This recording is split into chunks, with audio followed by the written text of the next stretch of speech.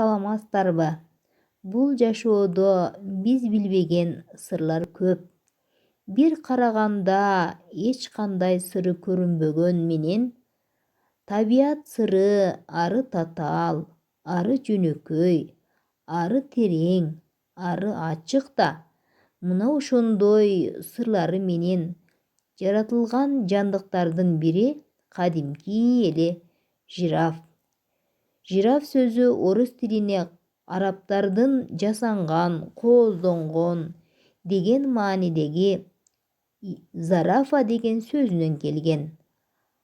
Анын кооз, иреттүү жайгашкан темгилдери, териси адамдардын манжа издериндей ар биринде ар башка болот.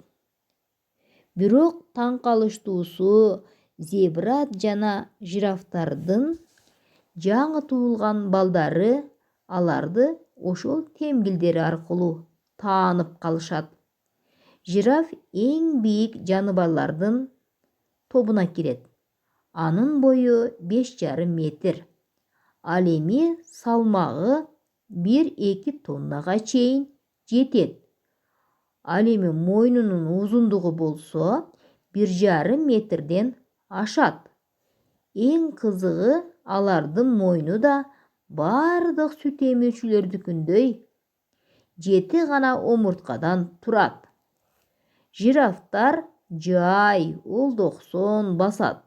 Бирок ар кадамы менен 5, 6, 7 метр жерди бир басат. Анткени менен кыска аралыкка чуркаганда саатына 56 километр жерди басып өтүп, аттарды чаңында калтырат. Мындан тышкары ал адамдарды аз уктаганы менен да таң калтыра алат. Суткасына 1 саат гана уктайт. 16-20 саат азыктанат. Жираф уйлар сыяктуу кепшөөчү жаныбарлардын катарына кирет. Бир жегенде таң калыштуу 30 килограммга жакын чөп жейт. Бирок алардан айырмаланып, тили менен мурдун эле эмес, кулагын да оңой эле тазалап алышат. Көрдүңөр балдар?